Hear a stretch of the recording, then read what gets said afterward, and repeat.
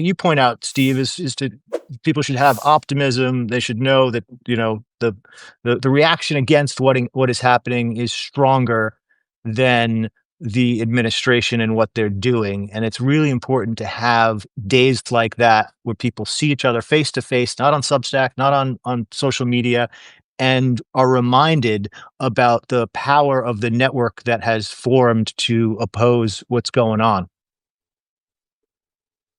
Yeah, no, there's a lot of joy. I was out in Iowa City um, for a football game and did the No Kings protest out there, and it was great. Um, People in inflatable dinosaur costumes and bear costumes, and marching. A lot of American flags. All of it peaceful, and it reinforces three things that are of supreme importance for people to get. One, there are more of us than there are of them. Right? I will say that again. There are more of us than there are of them, and do not be afraid of them. Um, they can't shove all of us into an Iceman. Um, and then just the way you said it about the joy, it's such a contrast. And I don't know how else to say this except to express it in my native uh colloquial patois of central New Jersey. But whether it's Pam Bondi or Christy Nome or the thug Tom Homan or the whack job sector chief Dan Bovino or Cash Patel or Carolyn Levitt, they are a collection of the most miserable motherfuckers that I have ever seen.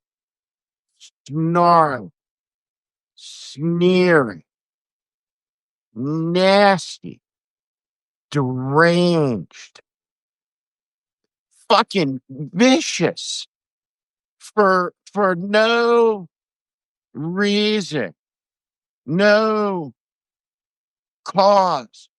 And you got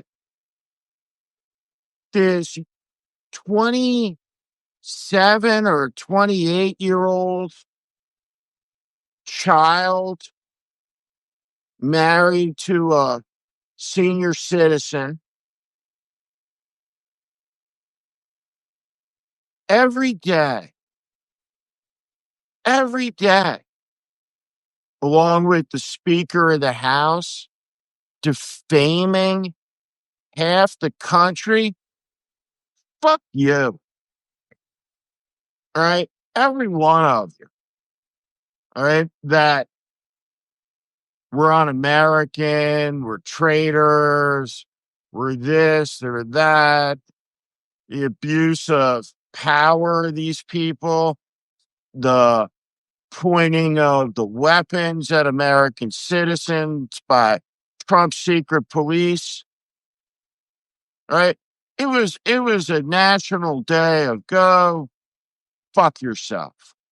And I don't mean that in the way that it's used by MAGA. The rattlesnake is an iconic American animal, and it's on some of the earliest flags. Don't tread on me. That you're sending the army to Chicago and threatening San Francisco, and after scores of millions march, release a video of the president as a demented king flying a plane dumping shit on half the country? Like, how dare these people? How dare they desecrate these offices, these institutions that belong to us, belongs to us. And what this weekend was about was a national dose of penicillin against cynicism, against insanity, and against these sneering assholes who got a lick of power and completely, totally, absolutely lost their minds with it. Well, so what do we make of this video? This is a classic Trump thing where you do something that is so distasteful, so unlike any elected official, let alone the president of the United States would do. A new low, as I think some people in the comments are pointing to it.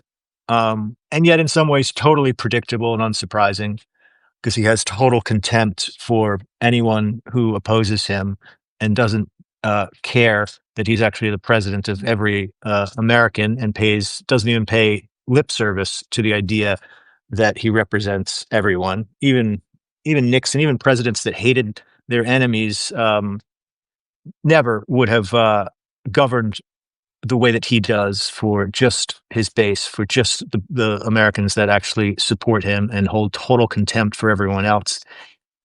And so on the one hand, you see the MAGA defenders who will obviously defend anything he does, say, "Oh, it's just a joke. This is just funny. He's, literally shit posting. This is, why can't you all take a joke?" On the other hand, again, just to go back to the test I always apply to these things is, what if this were happening in another country?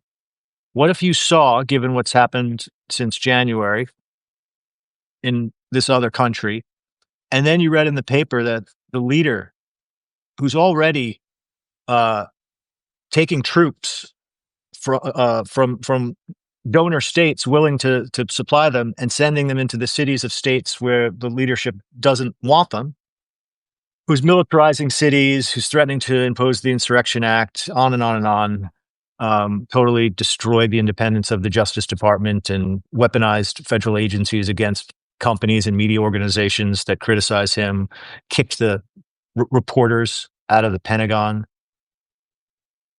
snatching people off the street and sending them to gulags, that whole litany of things, shutting down the government and using it as a excuse to purge the workforce and do things that are illegal during previous government shutdowns.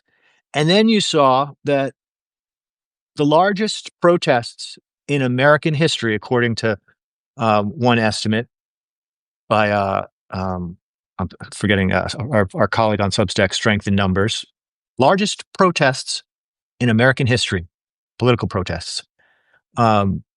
The asterisk there is Earth Day. The Earth Day protests might have been bigger, but not explicitly political. And then you see that the leader of that country, his response was to post a video of him in a fighter jet dumping shit on his own people. If this were happening elsewhere, we would be talking about whether we should intervene.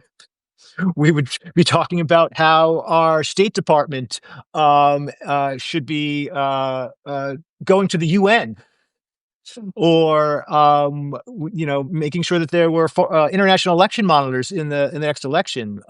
We would have warnings about traveling to that country. The level of alarm, if this were another country and we were watching it, would be at 11. And yet I have seen zero condemnation of this from a single Republican elected official.